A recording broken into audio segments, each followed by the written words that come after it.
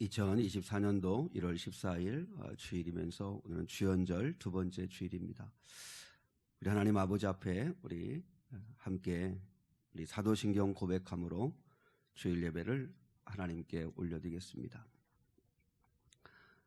전능하사 전지를 만드신 하나님 아버지를 내가 믿사오며 그 외아들 우리 주 예수 그리스도를 믿사오니 이는 성령으로 잉태하사 동정녀 마리아에게 나시고 본디오 빌라도에게 고난을 받으사 십자가에 못 박혀 죽으시고 장사한 지 사흘 만에 죽은 자 가운데서 다시 살아나시며 하늘에 오르사 전능하신 하나님 우편에 앉아 계시다가 저로서 산 자와 죽은 자를 심판하러 오시리라.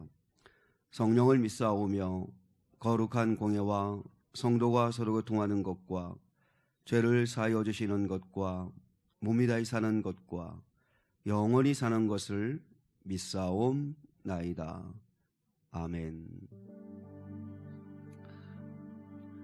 주의 음성을 내가 들으니 사랑한단 말일세 믿는 마음으로 주께 가오니 나를 영접하소서. 우리 함께 찬양하겠습니다.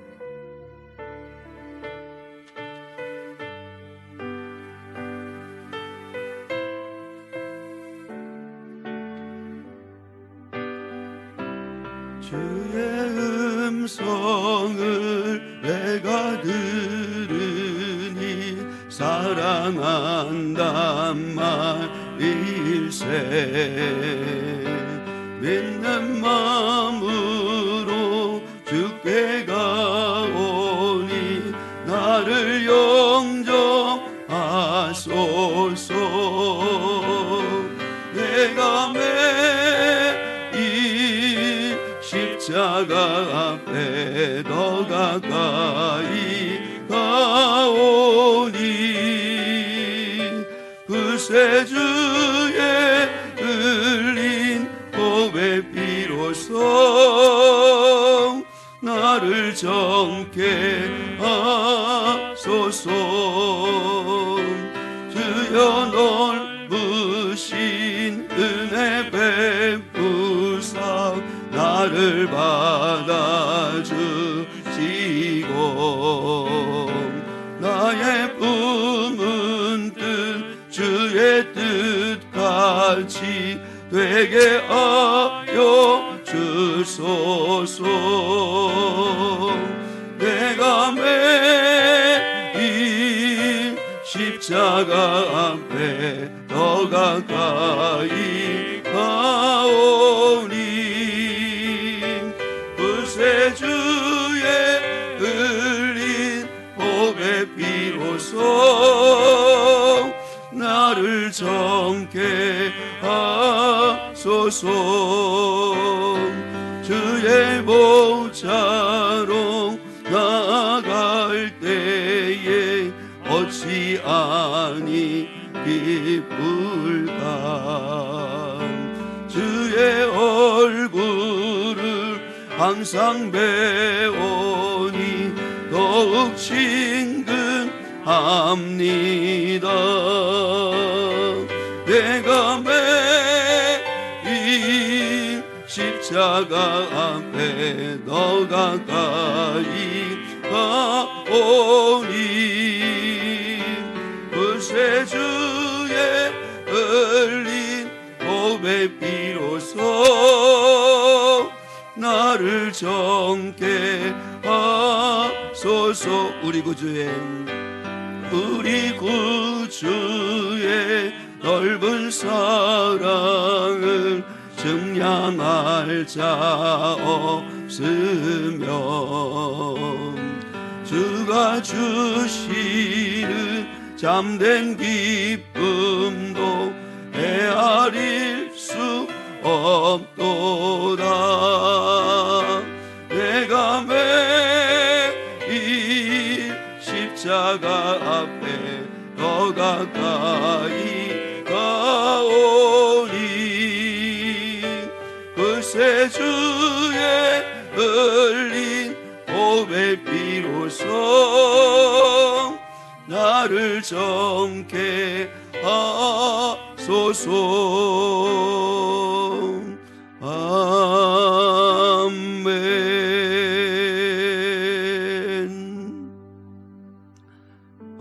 예배하는 이 시간에도 우리 주님께서 사모하는 마음으로 온 예배의 자리에 온 저희에게 예비하신 놀라우신 은혜의 비를 내려주시기를 바라는 마음 담아서 우리 주는 위대하며 능력이 많으시도다. 그의 지혜에 무궁하며 인자는 영원하도다. 우리 함께 찬양하겠습니다.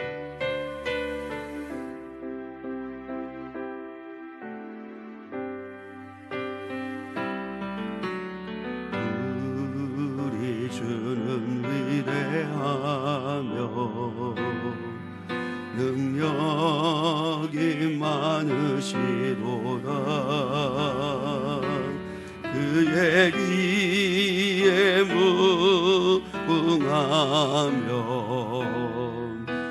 인자는 영원하도다.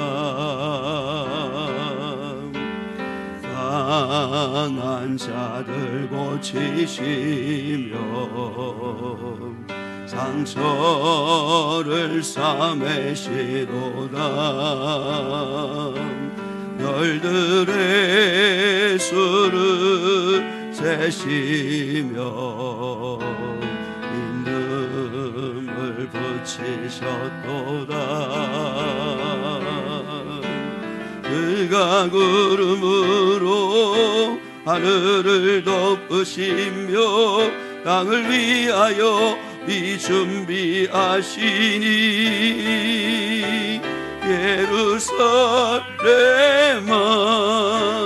여호와를 찬송할지어다. 내 하나님을 감사함으로 그 앞에 나가며 주 임재 앞에 경배해.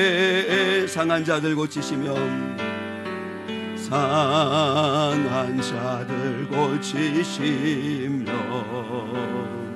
상처를 싸매시도다. 별들의 수를 세시며 이름을 붙이셨도다. 그가 구름으로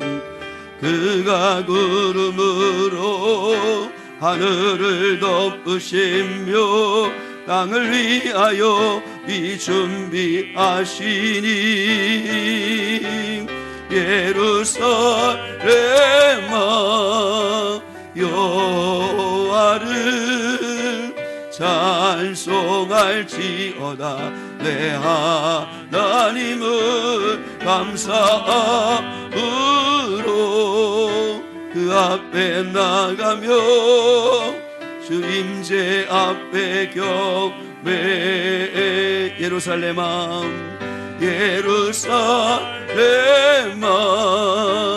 여호와를 찬송할지어다.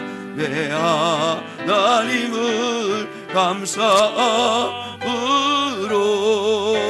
주 앞에 나가며 주 임재 앞에 경배해.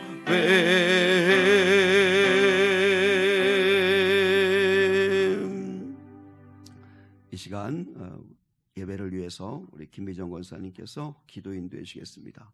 함께 하나 앞에 마음 모아서 기도드리겠습니다.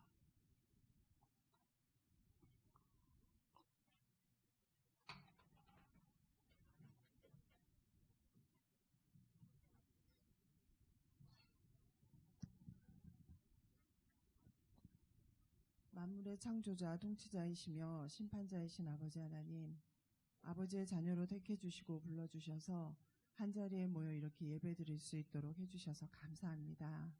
찬양을 올려드림으로 저희의 심령을 받으신 아버지께서 지금 이 자리에 계심으로 말미암아 우리의 마음 중심을 깨뚫어 보시고 저희 가운데 운행하고 계심을 믿습니다.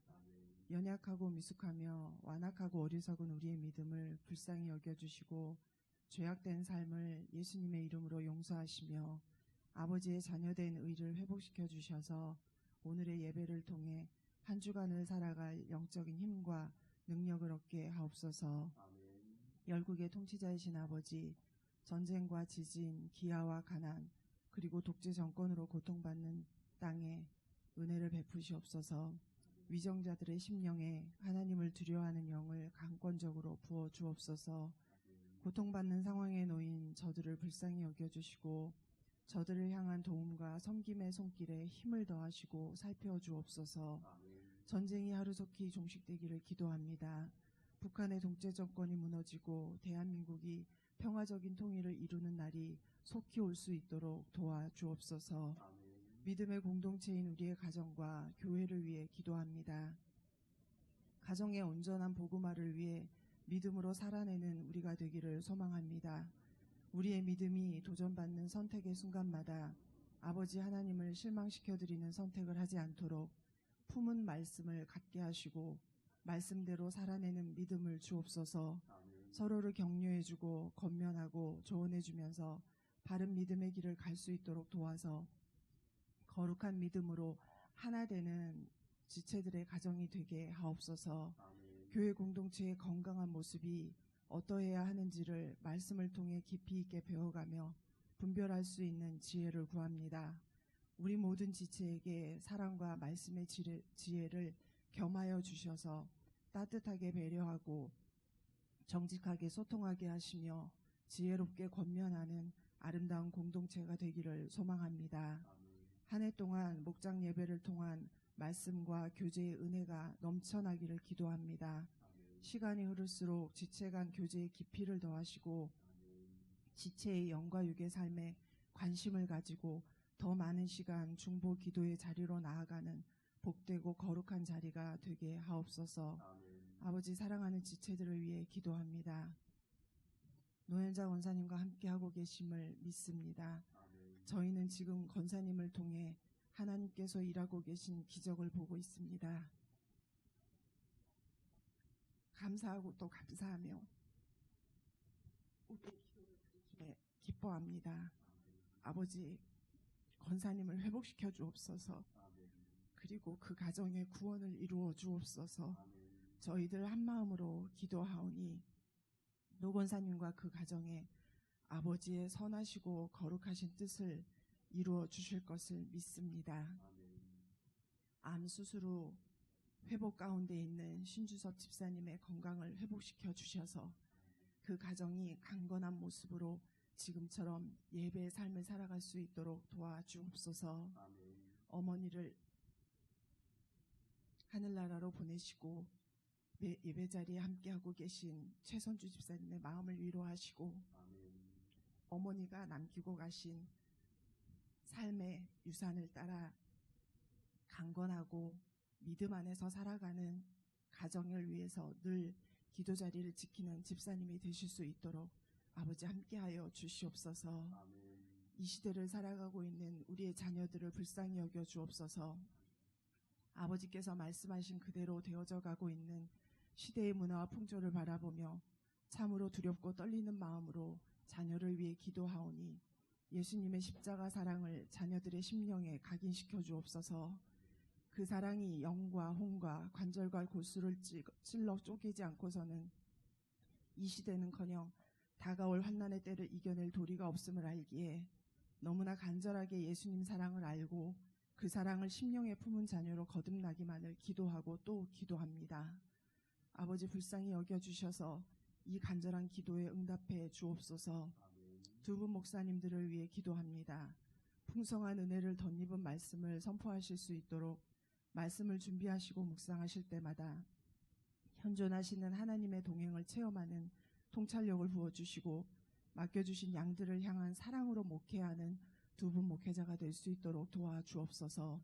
가정에 늘 평안의 기름을 바르시고 두 분 사모님께는 내조의 능력과 지혜를 주시며 자녀들에게는 범사의 영육간 형통한 은혜를 더하여 주옵소서.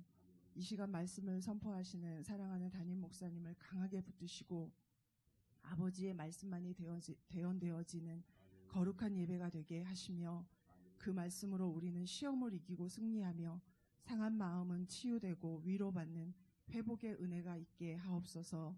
사랑의 구원자 되신 예수님의 이름으로 기도드렸습니다. 아멘.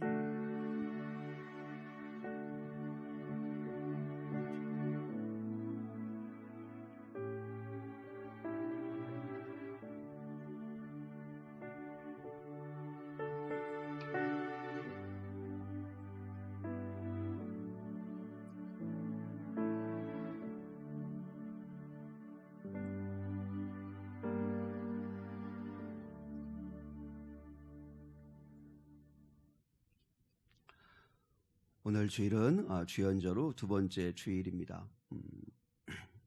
주님께서 이제 공생의 사역을 시작하신 그 시간을 또 우리가 기억하는 주연절입니다. 주연절이 지나고 나면 2월 18일부터는 또 이제 사순절이 시작되는데 기억하시고 늘 이렇게 절기를 기억하시고 주님과 동행하는 그 은혜가 있으면 좋겠습니다. 주일 목장 모임 오늘 1시 20분부터 시작을 합니다. 우리 지난 주일에 한번 처음 모였었는데 정말 기도한 대로 또 우리가 사모하는 대로 주일 목장 모임에 기름 부으심과 은혜가 함께할 수 있기를, 그래서 성도들과의 아름다운 소통이 또 교통이 있는 은혜가 있었으면 좋겠습니다. 특별히 우리 목자들을 위해서 또 기도 많이 해주셔서 그래서 목원들을 잘 섬길 수 있는 귀한 목자가 될 수 있도록 그렇게 기도해 주시면 감사하겠습니다. 금요 중보기도는 매주 금요일 10시 30분에 있고요. 또 주말 전도도 계속 쉬지 않고 하고 있습니다. 그리고 우리 특별히 최현 집사님 이제 그 모친상 잘 치르셨는데 특별히 그 성도들끼리 또 위로해 주시고 격려해 주셔서 감사하는 마음을 담아서 떡을 준비했습니다. 한 사람도 예외 없이 다 이렇게 하나씩 받아가시면 되겠습니다. 그래서 꼭 가져가셔서 뭐 교회에서 드셔도 되고 아니면 가져가셔서 드셔도 되고, 그래서 그 감사하는 마음을 담아 받으시면 좋겠습니다. 이번 주간에는 사랑의 반찬 봉사가 있는 주간이고요. 그리고 또 교회 청소, 점심 봉사 늘 섬기시는 분들에게 하나님의 은혜가 넘칠 수 있기를, 또 아동보교사, 또 그다음 목자, 부목자들 하나님께서 말씀을 가르치는 자들에게 은혜 주시기를 위해서 여러분 늘 기도해 주시기를 바랍니다. 우리 좌우 앞뒤에 계신 분과 같이 한번 인사 나누겠습니다. 이렇게 인사하겠습니다. 하나 되는 교회 되기를 원합니다. 인사하겠습니다. 하나 되는 교회 되기를 원합니다. 또 이렇게 인사하겠습니다. 거룩한 성도가 되십시오. 인사하겠습니다. 거룩한 성도가 되십시오. 네. 자, 오늘 신하는 말씀은 에베소서 4장 25절로 29절 말씀입니다. 주보들 보시고, 그리고 오늘 에베소서 4장 25절로 29절 말씀입니다. 우리 함께 한 절씩 하나님 말씀 받들어 읽겠습니다. 에베소서 4장 25절로 29절입니다. 그런즉 거짓을 버리고 각각 그 이웃과 더불어 참된 것을 말하라. 이는 우리가 서로 지체가 됨이라. 분을 내어도 죄를 짓지 말며 해가 지도록 분을 품지 말고 마귀에게 틈을 주지 말라. 도둑질하는 자는 다시 도둑질하지 말고 돌이켜 가난한 자에게 구제할 수 있도록 자기 손으로 수고하여 선한 일을 하라. 29절 같이요. 무릇 더러운 말은 너희 입 밖에도 내지 말고 오직 덕을 세우는 데 소용되는 대로 선한 말을 하여 듣는 자들에게 은혜를 끼치게 하라. 아멘. 교회를 교회되게 두 번째 시간입니다. 거룩함입니다. 교회의 진짜 능력, 교회의 진짜 힘, 교회의 참 생명은 하나 되는 데 있다 하는 이야기를 지난 주일에 함께 나누었습니다. 사실 그래요. 교회에 어떤 어려움이 있거나 어떤 문제가 있어도 교인들이 하나만 될 수 있다면 그러면 그 교회는 강력한 교회가 되는 거죠. 뭐 교인 수가 얼마가 되느냐, 얼마나 많은 사람이 모이느냐, 많고 적음이 중요한 게 아니라 하나만 될 수 있다면 그건 힘 있는 교회고 또 능력 있는 교회가 될 수 있다 하는 거죠. 가정도 그렇잖아요. 문제는 뭐냐면 어떤 문제가 생기는 게 중요한 게 아니라 문제를 만나도 가족들이 똘똘 뭉치고 하나가 될 수 있으면 그러면 이겨낼 수 있고 행복할 수 있는 거죠. 근데 뭐 아무리 조건이 좋고 환경이 좋아도 마음이 다 뿔뿔이 그 산산조각 나 있고 마음이 하나 되지 않고 서로 위해 주지 않으면 그러면 행복하지 않은 거죠. 교회도 똑같이 우리가 중요한 것은 온 성도들이 하나 될 때, 서로 사랑으로 용납하고 하나 될 때, 그때 교회는 좋은 교회가 되고 또 힘 있는 교회가 될 수 있다라고 하는 것입니다. 오늘날 교회의 하나됨의 기준이 있어요. 그러니까 교단과 교파를 다 뛰어넘어서 기독교가 하나 될 수 있는 기준이 있는데, 그건 참고적으로 이제 이거만 한번 짚고 넘어갈 필요가 있어서 이단과 구별되어지는 기준이기도 한 거죠. 교회가 하나 되는, 우리 교회뿐만 아니라 이 땅 지상에 있는 모든 교회가 하나됨을 의미하는 그 기준이 뭐냐면, 예수 그리스도를 교회의 머리로 삼는가, 삼위일체 하나님을 믿는가, 사도신경을 신앙 고백으로 삼는가.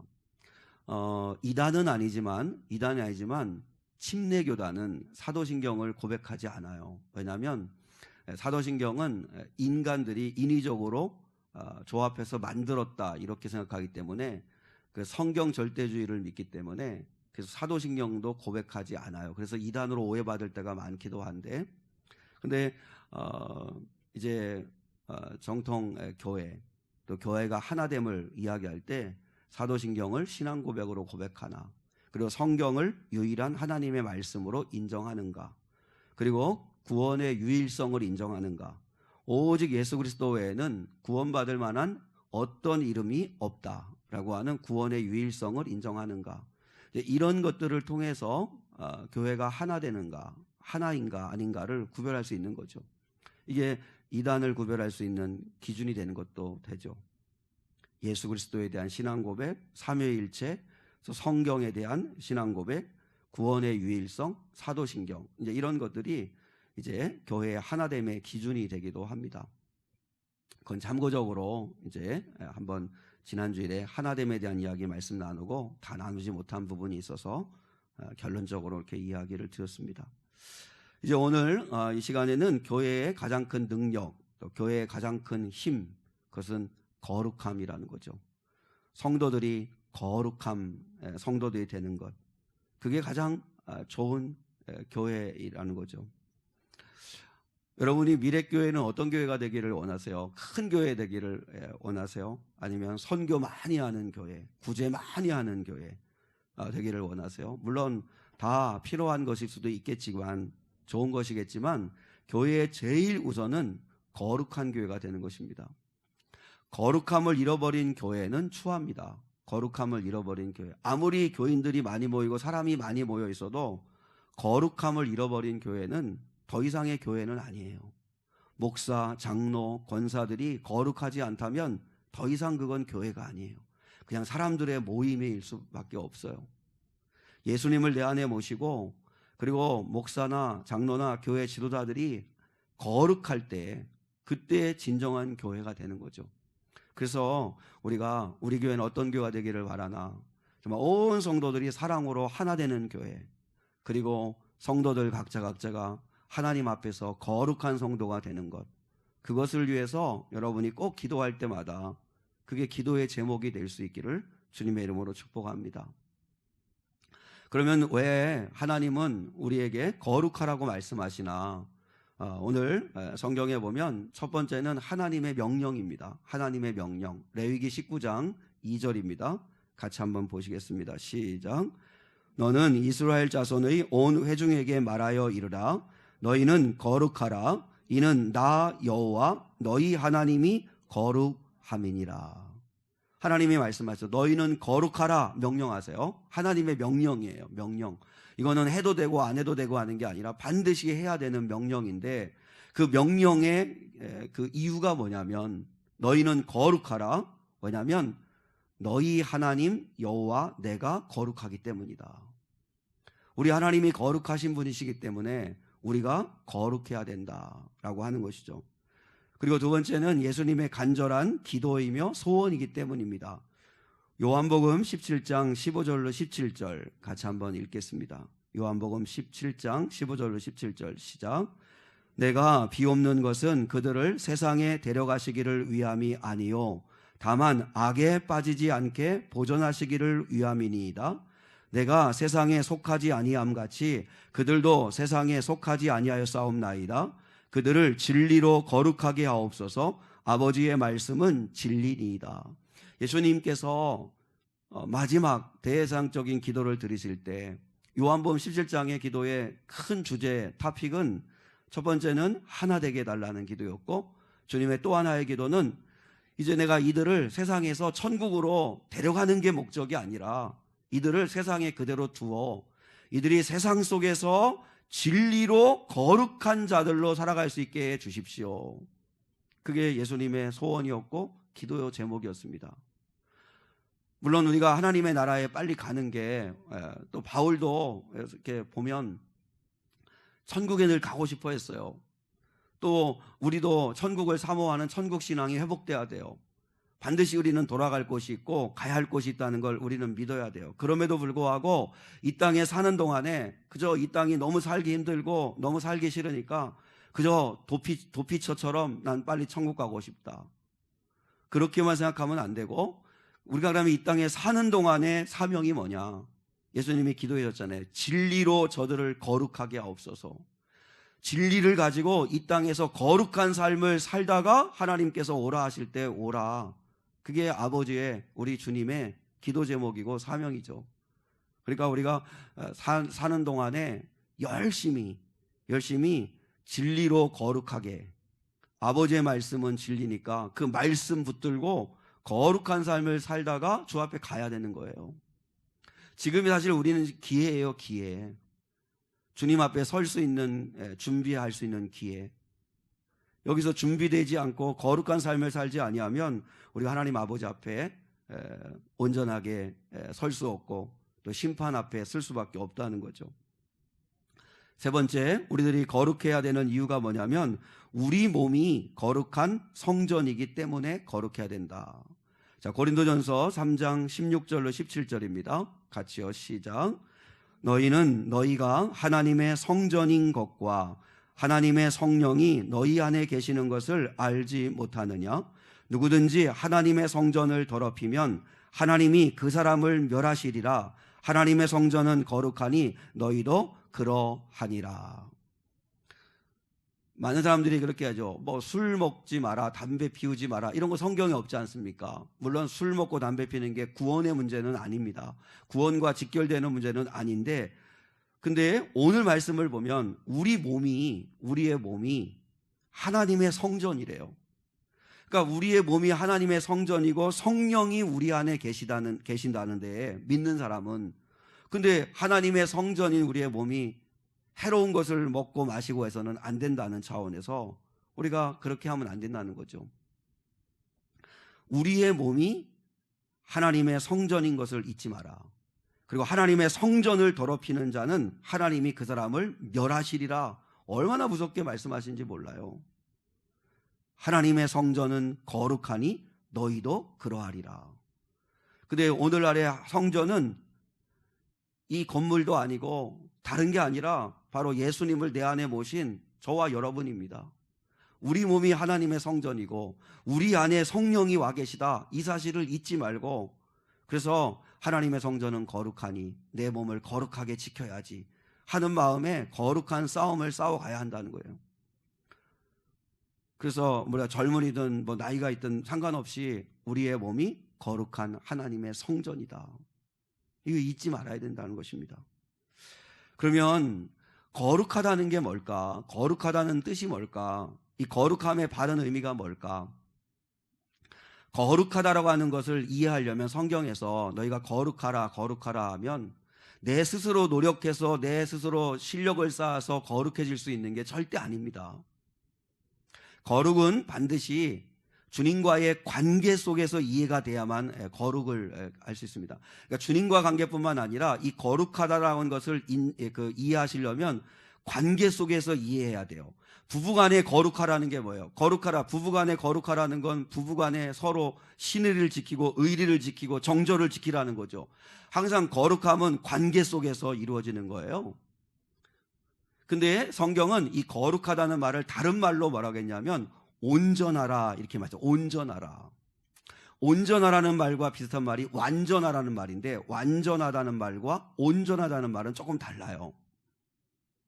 만약에 목사인 저에게 여러분이 우리 목사님이 완전한 목사님이 됐으면 좋겠다, 완벽한 목사님이 됐으면 좋겠다, 설교도 잘하고 찬양도 잘하고 상담도 잘하고 또 행정도 잘하고 인격도 훌륭하고 친화력도 좋고 그런 목사였으면 좋겠다, 그러면 저는 불가능하죠. 어떤 사람이 완전한 사람이 어디 있겠어요? 세상 어디에 완벽한 사람이 어디 있겠어요? 성경은 말씀했어요. 이 세상에 완전한 사람은 없다. 왜냐하면 우리는 다 죄성을 가지고 태어나기 때문에 완전한 사람은 없다. 근데 성경은 온전한 사람은 있다, 이렇게 말씀했어요. 그래서 하나님은 완전한 사람이 되라고 말씀하시는 게 아니고 온전한 사람이 되라, 온전한 사람. 그러면 온전해진다라는 그 의미가 어디에 있냐면 이제 주보에는 없어요. 성경을 보셔야 돼요. 성경 에베소서 4장 11절로 13절 그 앞부분을 한번 볼까요? 에베소서 4장 11절로 13절 같이 한번 보겠습니다. 성경을 보셔야 돼요. 왜냐하면 지금 지면이 부족해서 다 넣지를 못했어요. 같이요. 시작. 그가 어떤 사람은 사도로, 어떤 사람은 선지자로, 어떤 사람은 복음 전하는 자로, 어떤 사람은 목사와 교사로 삼으셨으니 이는 성도를 온전하게 하여 봉사의 일을 하게 하며 그리스도의 몸을 세우려 하심이라. 우리가 다 하나님의 아들을 믿는 것과 아는 일에 하나가 되어 온전한 사람을 이루어 그리스도의 장성한 분량이 충만한 데까지 이르리니. 자, 에베소서에서 신앙생활 한다는 게 뭐냐? 그리스도인이라는 게 뭐냐? 그리스도를 닮는 데까지 날마다 자라 온전한 사람이 되는 거다. 온전한 사람이 돼야 된다 하는 이야기를 했어요. 온전하다는 이야기가 뭐냐면 바른 관계를 맺어야 된다는 이야기를 하는 거예요. 온전하다는 말이 거룩하다는 말인데, 근데 거룩하다라는 말은, 온전하다는 말은 바른 관계를 맺어야 된다는 거예요. 예를 들을게요. 예를 들면 쉬워요. 물고기가 온전하려면 물고기는 물속에서 살아야 온전하죠. 그러니까 물고기는 물을 떠나면 온전할 수 없어요. 물속에 있어야만 온전해요. 나무가 땅에 뿌리를 내리고 있어야 온전한 거예요. 근데 뿌리에 뽑혀버리면 당장은 푸른 것 같아도 이건 온전하지 않아요. 어느 순간에 말라 죽고 말아요. 어린아이는 반드시 부모의 품 안에 보호받고 사랑을 받아야 그 아이는 온전한 아이가 돼가는 거예요. 새가 한 날개로는 날 수 없어요. 새가 한 날개만 있으면 이건 온전하지 못한 거예요. 두 날개가 있어야 온전할 수 있고 하늘을 날 수 있는 거죠. 바늘과 실이 함께 있어야 온전할 수 있는 거예요. 그러니까 짝을 제대로 만나야 온전할 수 있는 거예요. 혼자 힘으로는 절대로 온전할 수 없고 함께 할 때 온전할 수 있는 거예요. 그러면 그리스도인이란 뭐냐? 그리스도인이 온전하게 된다는 게 뭐냐? 반드시 주님과 함께 할 때, 주님을 만나야만 비로소 온전할 수 있는 거예요. 우리가 거룩해진다는 게 뭐예요? 내 힘으로 거룩해질 수 없어요. 주님의 은혜로 덮임을 받아야 우리가 거룩해지고 온전해지는 거예요. 그래서 하나님께서 내가 거룩하니 너희도 거룩하란 말이 뭐예요? 내 앞으로 와서 죄 사함 받고 죄 씻음 받고 그리고 내가 의롭다 여겨주시는 은혜를 덧입고 거룩해라. 그래서 내가 주님을 모시고 내가 주님과 함께하는 사람이 되면 그때부터 내 삶은 이제 온전한 사람으로 되어져 가는 거예요. 왜요? 주님과 함께 관계하고 교제하면서 내가 온전해져 가는 거죠. 진리의 말씀으로 거룩해져 가는 거죠. 보세요. 양이 온전하려면 반드시 목자의 보호 아래 있어야 됩니다. 우리는 양이에요. 양이 목자 없이 자기 멋대로 자기 마음대로 살아가면 절대로 양은 안전할 수도 없고 제대로 살 수도 없어요. 제대로 길을 갈 수도 없어요. 방향 감각도 없죠. 시력도 약하죠. 그리고 자기를 보호할 수 있는 능력도 하나도 없죠. 그러니 맹수의 밥이 되고 마는 거예요. 양이 온전하려면 목자, 선한 목자와 함께 있어야 되는 거예요. 탕자는 아버지와 같이 살아야 온전한 거예요. 아버지를 떠나 살면 그 탕자는 온전하지를 못해요. 가지가 포도나무에 붙어 있어야 이 가지가 온전해서 열매를 맺는 거예요. 여러분, 성도는, 교인은 교회 공동체 속에 있어야 온전한 거예요. 그저 그냥 영상 예배 드리고 그저 그냥 나 혼자 내 신앙 지키면서 살겠다, 그건 온전한 게 아니에요. 교회 공동체 속에 부담스럽고 불편함이 있고 힘든 게 있어도 교회 공동체 속에서 함께 할 때 그게 온전한 거예요. 부부가 온전하다는 게 뭐예요? 바른 관계를 가지고 바른 관계를 맺고 살아가는 거죠. 그래서 오늘 그리스도인은 온전하려면 주님 붙들어야 된다. 주님 안에 있어야 된다. 주님과 함께 해야 된다. 주님께 붙어 있어야 된다. 그래야 너희는 온전할 수 있다. 거룩할 수 있다. 내 힘으로 내 공로로 거룩할 수 있는 게 아니잖아요. 주님 안에 있으라 하는 이 말은 우리는 다 불완전합니다. 우리는 죄인이고 우리는 약해요. 근데 주님께 붙어 있을 때, 주님과 함께 할 때 우리는 주님의 은혜를 받고 온전해질 수 있는 거죠. 그리고 또한 어려움 당하고 힘들 때 주님께 의지하고 주님께 맡기고, 그래서 우리는 거룩해지고 온전해질 수 있다 하는 거예요. 한자에서 의자 있잖아요. 의자. 우리가 의롭다함을 얻고 온전해지고 거룩해지는 이유는 뭐예요? 양 밑에 내가 있는 거잖아요. 양양자에 나자.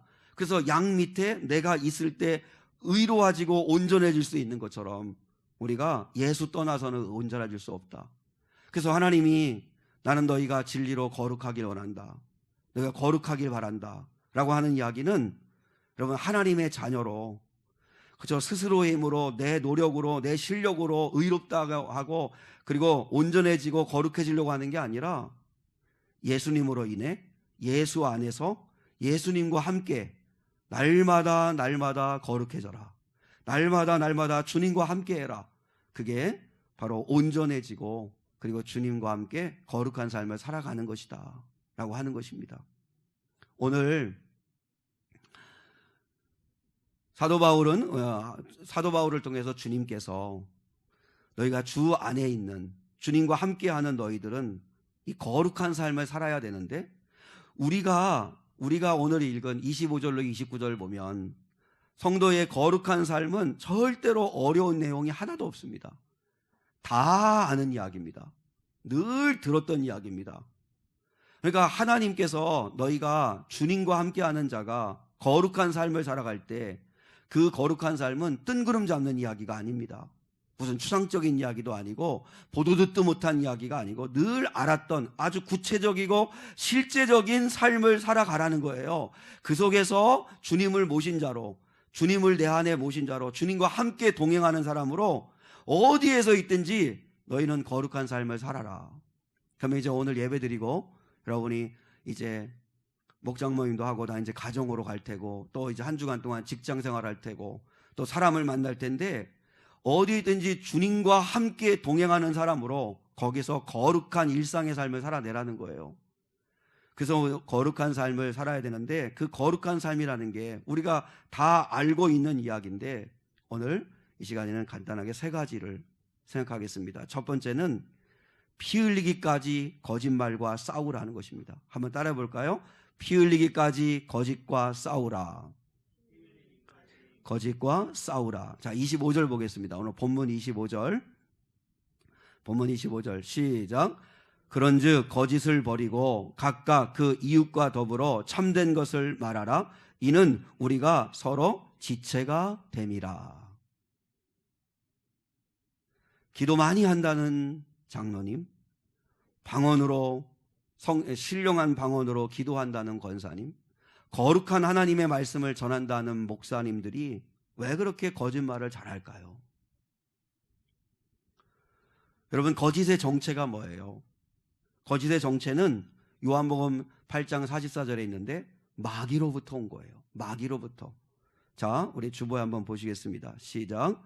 너희는 너희 아비 마귀에게서 났으니 진리에 서지 못하고 거짓을 말할 때마다 제 것으로 말하나니 이는 그가 거짓말쟁이요 거짓의 아비가 되었습니다. 없어요? 있어요? 네.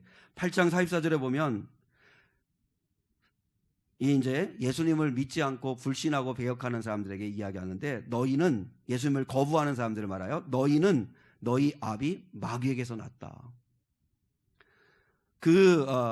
마귀에서 난 자들은 진리에 서지 못하고 말할 때마다 제 것으로 말을 한다. 그러니까 자기 생각, 자기 판단, 자기 것을 이야기하니까 거짓을 말하는 건데, 이는 그들이 붙들린 마귀는 거짓말쟁이요 거짓의 아비이기 때문이다. 거짓의 아비이다 보니까 마귀의 사람들은 당연히 거짓된 삶을 살아간다. 거짓말을 한다 하는 거예요. 그러니까 거짓말은 어디서 나오는 거예요? 여러분, 사탄에게서 오는 거예요. 그러니까 거짓의 문제는 영적인 문제라는 걸 여러분 꼭 기억해야 돼요. 거짓말을 너무 잘하는 사람, 그래서 참 이렇게 회심하기가 어려운 사람도 있죠. 이렇게 특히 감옥에 갇혀 있는 사람들 가운데도 이 사기꾼들이 있죠. 사기꾼들이 이게 재범률도 높고 이게 바뀌기가 너무 어렵다는 거예요. 이 거짓은 사탄에게 사로잡혀서 살아가는 삶의 열매라는 거죠. 왜냐하면 사탄이 거짓의 아비이기 때문에. 여러분, 마귀는 처음부터 거짓말쟁이에요. 그래서 아담과 하와를 거짓말로 속이잖아요. 이거 먹어도 안 죽는다. 하나님은 반드시 죽는다 그랬는데 안 죽는다. 절대 안 죽는다. 그래서 아담과 하와가 속아가지고 그래서 결국 죄를 짓고.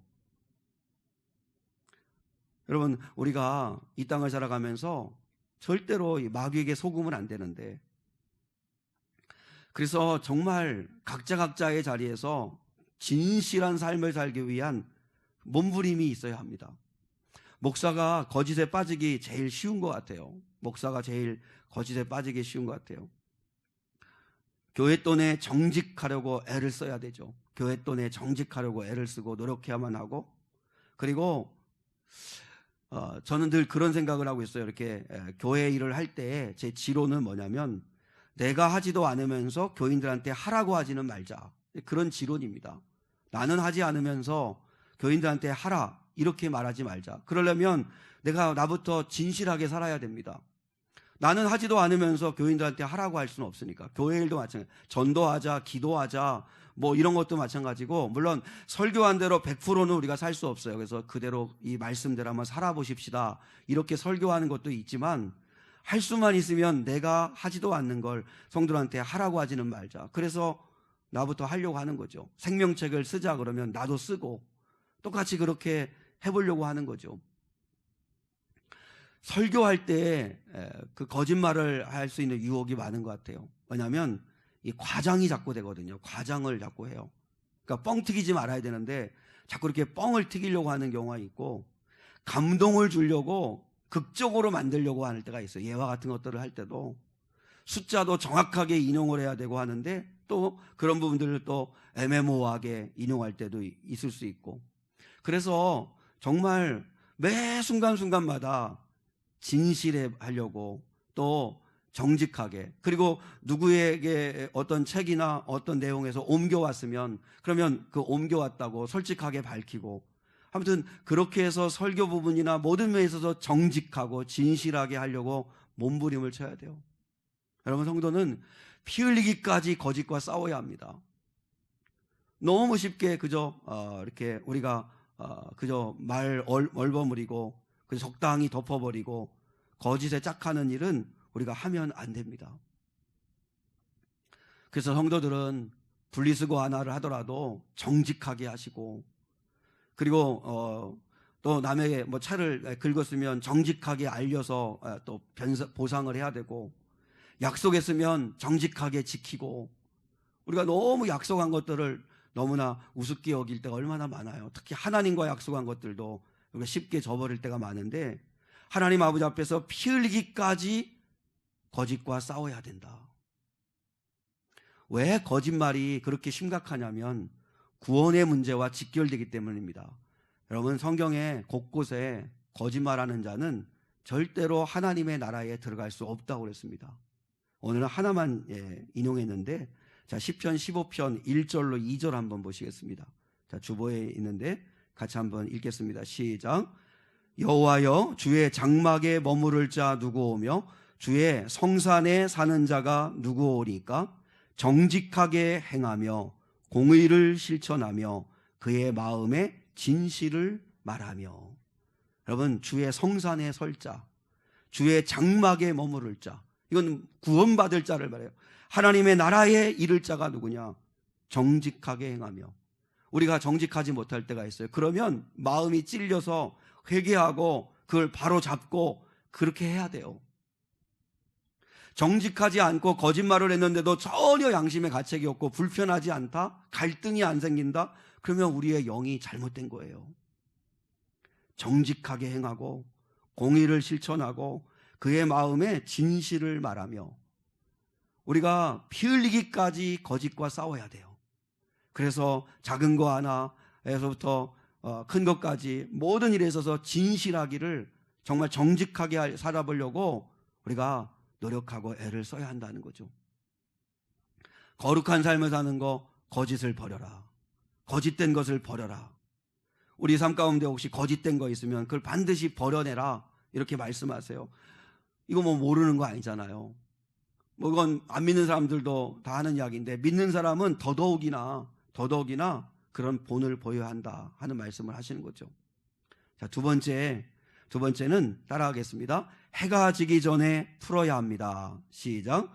해가 지기 전에 풀어야 합니다. 자, 26절, 27절 같이 읽겠습니다. 시작. 분을 내어도 우리 본문 말씀입니다. 맨 위에 다시 가셔서 시작. 분을 내어도 죄를 짓지 말며 해가 지도록 분을 품지 말고 마귀에게 틈을 주지 말라. 여기서 분을 내어도 할 때 이제 분을 내어도 죄를 짓지 말며 해가 지도록 분을 품지 말고. 제가 분노심에 사로잡혀가지고 귀신 들린 사람을 만난 적도 있고 예수님의 이름으로 기도해주고 그 귀신을 내어 쫓은 적도 있고. 그런데요, 여러분, 이 분노를 마음에 품잖아요. 그리고 이 분노를 품고 잠에 들잖아요. 마귀가 반드시 틈탑니다. 그래서 오늘 분을 낼 수 있다고 그랬어요. 분을 내어도 죄를 짓지는 말고. 여러분이 화가 날 수 있어요. 화나는 날이 있을 수 있어요.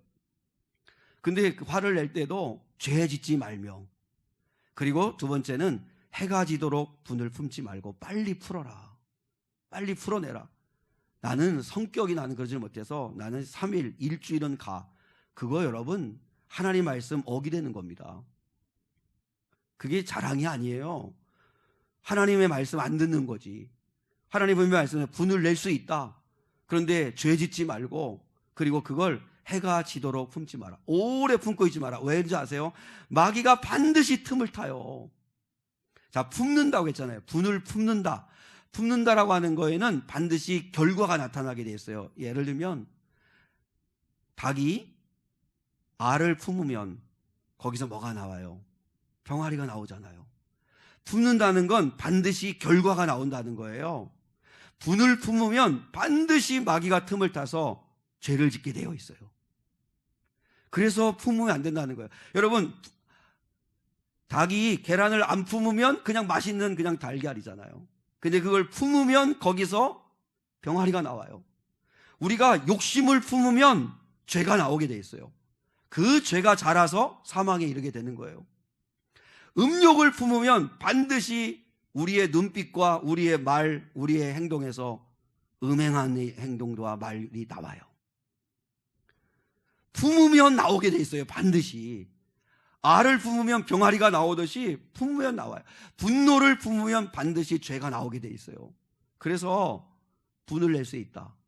그리고 악한 생각, 음란한 생각이 들어올 수 있어요. 욕심이 사로잡힐 수 있어요. 그때 죄 짓지 말고 빨리 풀어라. 빨리 예수님 앞에 회개하고 그걸 쏟아놓고 주님의 마음을 달라고 기도하고 그래야 죄와 싸워야 된다는 거죠. 자, 아나니와 삽비라를 보세요. 아나니와 삽비라가 은혜 받았어요. 성령 받았어요. 아나니와 삽비라가 성령 받고 난 다음에 무슨 감동이 생겼냐면, 그때 바나바라고 하는 그 신실한 주의 종이 땅을 팔아가지고 가난한 사람들을, 이렇게 교인들 가운데 가난한 사람들에게 나눠주고, 왜냐하면 그때는 고아들도 있고 과부들도 있고 또 종들도 있고 하니까 가난한 사람들에게 나눠줘서 함께 더불어 먹고 함께 더불어 행복한 삶을 살 수 있도록 베풀었거든요. 그게 너무 보기 좋은 거예요. 그래서 이 아나니아와 삽비라가 성령 받고 은혜 받은 다음에 그래 나도 땅 팔아서 그것을 하나님께 드려서 그리고 많은 성도들을 좀 나누어서 행복하게 살 수 있도록 도와야지. 얼마나 좋은 생각이에요. 그 성령이 주시는 생각이었어요. 막상 성령이 주신 생각을 가지고 땅을 팔았어요. 땅을 팔아가지고 이제 그 돈을 가지고 주일이 되어서 이제 그걸 사도들 앞에 이제 하나님 앞에 드리려고 하는데 마음에 아까운 생각이 든 거예요. 이거 전부 다 드리면 그러면 우리는 어떡하나? 우리는 어떻게 사나? 우리 아이들은 어떡하나? 뭐 그 정도는 충분히 이해할 수 있어요. 그런 마음이 들 수 있어요. 여러분 우리가 뭐 11조를 드리고 예물 드릴 때마다 좀 이거 여기다 쓰면 좋을 텐데 아깝다 하는 생각을 혹여라도 뭐 이렇게 불현듯 스치듯 할 수도 있을 거예요. 그런데 그 생각을 하는 순간 마귀가 틈을 탔어요. 마귀가 틈을 타가지고 무슨 생각까지 갔냐면 일부만 드리자. 그러면 일부만. 그러면 좋아요. 일부를 드리는 것도 좋아요. 그러면 죄를 짓지 말아야 될 건 뭐냐면 그러면 땅을 팔았는데 일부는 두고 저희가 쓰고 일부만 가지고 왔습니다 하면 되잖아요. 근데 마귀에게 사로잡혀서 마귀가 주는 생각이 뭐냐면 전부를 드렸다고 해라. 일부를 드려놓고 전부를 드렸다고 해라. 왜냐하면 원래 전부를 드리겠다고 그렇게 그 마음에 작정하고 그렇게 고백했는데 일부만 가져왔다가 하면 창피하니까 전부를 드렸다고 해라. 여러분 거짓말이 들어가요.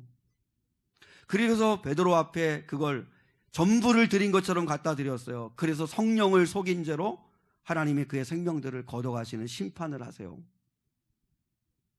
여러분 아나니아와 삽비라는 성령으로 시작했다가 마귀로 마쳤어요. 처음에는 너무 좋은 생각이었어요. 성령의 생각이었어요. 성령이 주시는 좋은 생각이었어요. 근데 어느 순간에 마귀가 넣어주는 생각에 사로잡혀가지고 그래 일부만 드리자. 그러면 정직하게 이야기하고 아직 나는 그만한 믿음이 안 되니까 이만큼 가져왔습니다. 그것도 대단하죠. 그것도 귀하죠. 근데 전부를 드리는 척하면서 그렇게 이렇게 믿음이 좋고 이렇게 헌신 많이 하는 것처럼 그런 사람으로 은근히 드러나려고 그렇게 비추어지면서 그렇게 하면서 실상은 거짓말했어요. 여러분 그게 마귀에게 사로잡히는 거예요. 그래서 우리는 생각을 늘 점검해야 돼요. 성령이 넣어주는 생각을 하면 성령의 일이 나오게 되어 있는데 마귀가 넣어주는 생각을 품게 되면 마귀의 일이 나오게 되어 있어요.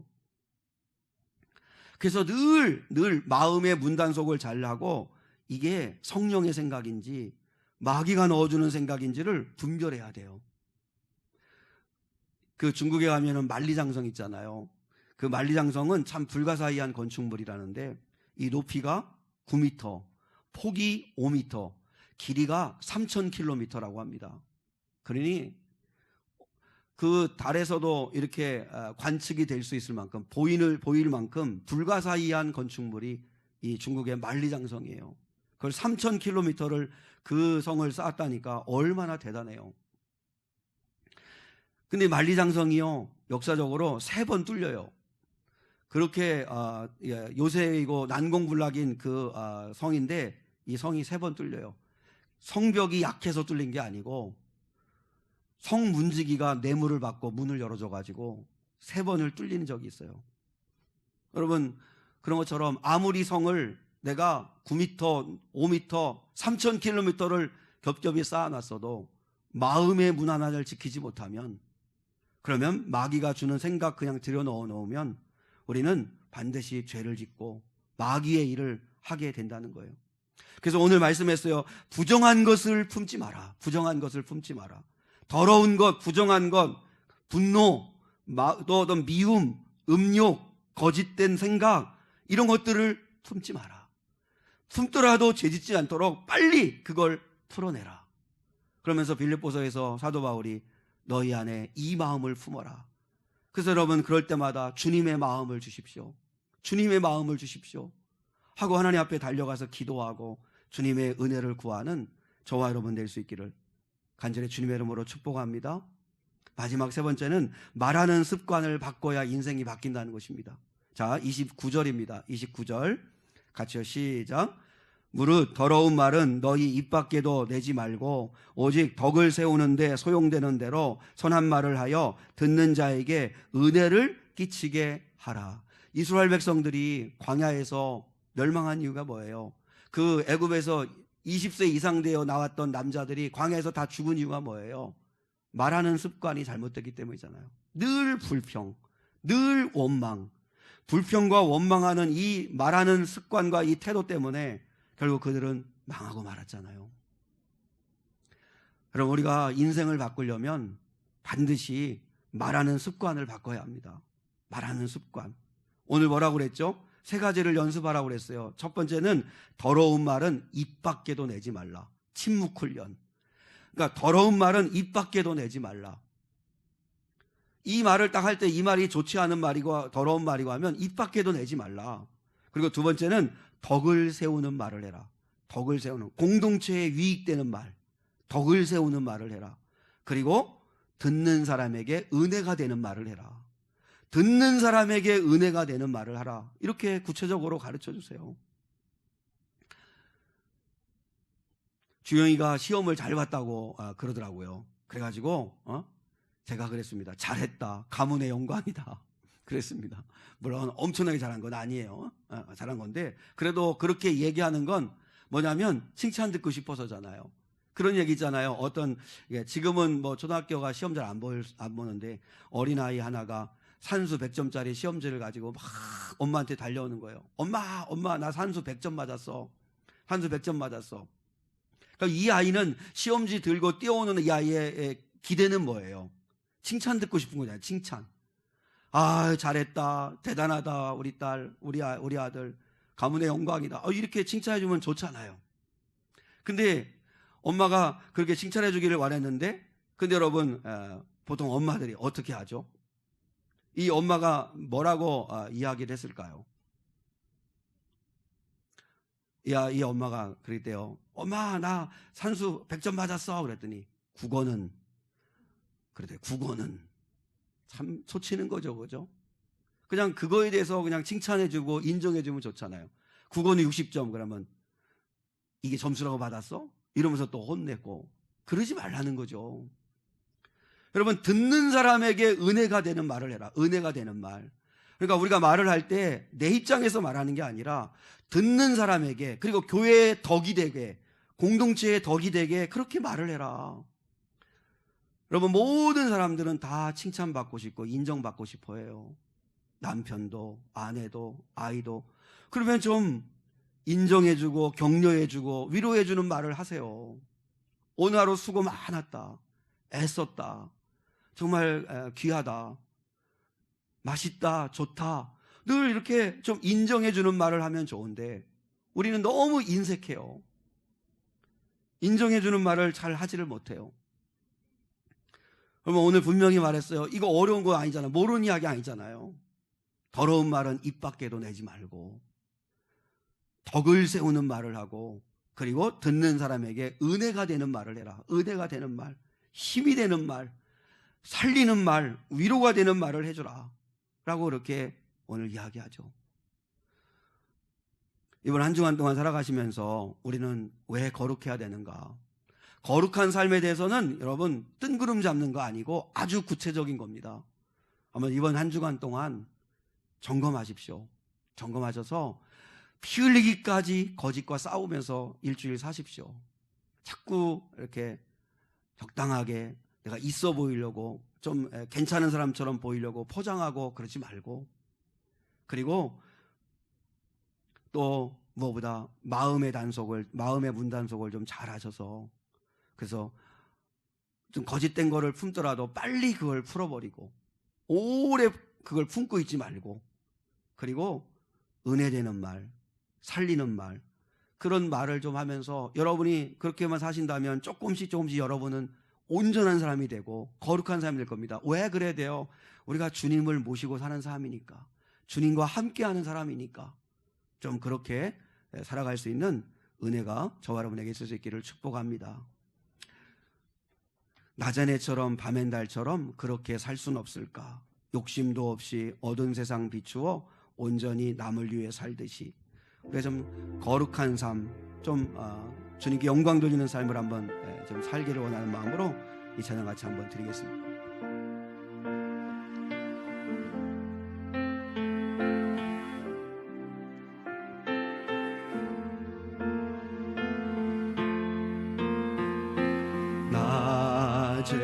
낮에처럼 밤엔 달처럼 그렇게 살 순 없을까? 욕심도 없이 어두운 세상 비추어 온전히 남을 위해 살듯이 나의 일생에 분이 있다면 이 땅에 빛과 소금 되어 가난한 영혼 지친 영혼을 주님께 인도하고픈데 나의 욕심이 나의 못난 자가 언제나 커다란 짐되어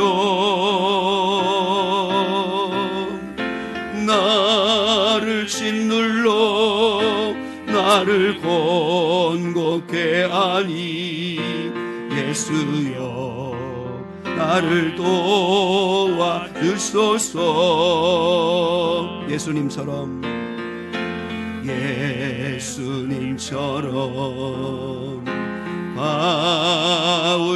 바울처럼 그렇게 살 순 없을까?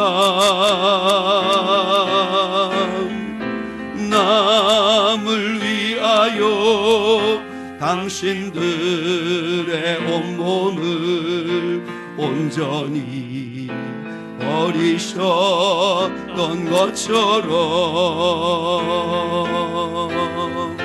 주의 사랑은 베푸는 사랑 값없이 거저주는 사랑 그러나 나는 주는 것보다 받는 것 더욱 좋아하니 나의 입술은 주님 닮은 듯하나 나의 마음은 아직도 주하여 받을 사랑만 계수하고 있으니 예수여 나를 도와주소서. 이 시간 우리 짧은 시간이지만 같이 함께 아버님 결단의 기도를 잠깐 드리겠습니다. 주님은 우리에게 완전한 사람이 되라고 하시지 않습니다. 나는 너희가 온전한 사람이 되기를 원한다. 나에게 붙어 있어라. 나의 마음을 품어라. 나와 함께해라. 나를 늘 의식하며 살아라. 그러면 온전한 사람, 거룩한 사람이 될 수 있다고 말씀하십니다. 주님, 내 안의 거짓을 다 버리게 하옵소서. 분노, 미움, 음욕, 악한 생각을 해가 지기 전에 빨리 다 버리게 하시고 몇 날 며칠 품고 살지 않게 하소서. 나의 말하는 습관을 바꿔주소서. 더러운 말은 입 밖에도 내지 말고 듣는 사람에게 은혜가 되는 덕이 되는 그런 말하며 살게 하옵소서. 주님 도와주소서. 같이 한번 기도하겠습니다. 하나님 아버지, 오늘 거룩한 줄 주셔서 진심으로 감사합니다. 하나님 아버지, 우리 교회 모든 공동체, 우리 사랑하는 성도들이 거룩한 삶을 살기를 소망합니다. 하나님, 우리가 거룩할 수 있는 길은 온전할 수 있는 길은 주님과 함께 할 때입니다. 주님께 꼭 붙어서 주님을 내 안에 모시고 주님의 사람으로 이 땅을 살아갈 때, 주님의 영향력 아래에 살아갈 때 주님의 도우심으로 말미암아 우리가 조금씩 주님의 마음을 품고 거룩한 삶을 살아갈 수 있음을 믿습니다. 하나님 아버지, 우리 안에 거짓을 피 흘리기까지 버리는 싸움을 싸우게 하시고, 하나님 아버지, 악한 것은 그 어떤 것이라도 품고 살지 말게 도와주시고, 예수의 마음을 품게 하시고 진리를 품게 하시고 말씀을 품게 하여 주시옵소서. 또한 거룩하신 아버지 하나님, 무엇보다도 정말로 주님이여 우리의 말하는 습관, 그 습관이 바뀌게 도와주시기를 원합니다. 불신, 불평, 원망하지 않게 도와주시고, 하나님 아버지, 더러운 말은 입 밖에도 내지 말고, 하나님 아버지, 은혜되는 말, 또한 살리는 말, 위로가 되는 말을 하며 살아갈 수 있는 저희들 에게 도와주시옵기를 원합니다. 그래서 하나님, 거룩한 삶을 살아 하나님께 영광을 돌리는 복된 자들, 온전한 자들이 될 수 있도록 인도해 주시옵소서. 감사하며 예수님의 이름으로 기도드리며, 지금은 우리 주 예수 그리스도의 은혜와 하나님 아버지의 극진하신 사랑과 성령 하나님의 함께하심이 오늘 여기 모여 예배한 거룩한 성도들 위에, 귀한 예물을 하나님 앞에 봉헌하여 드린 손길 위에, 무엇보다 성도로서 하나님의 믿는 사람으로서 예수와 함께하는 자로서 예수를 사랑하는 자로서 거룩한 삶을 살기 원하는 예배자들 위에 영원히 함께하시기를 간절히 축원하옵나이다. 아멘.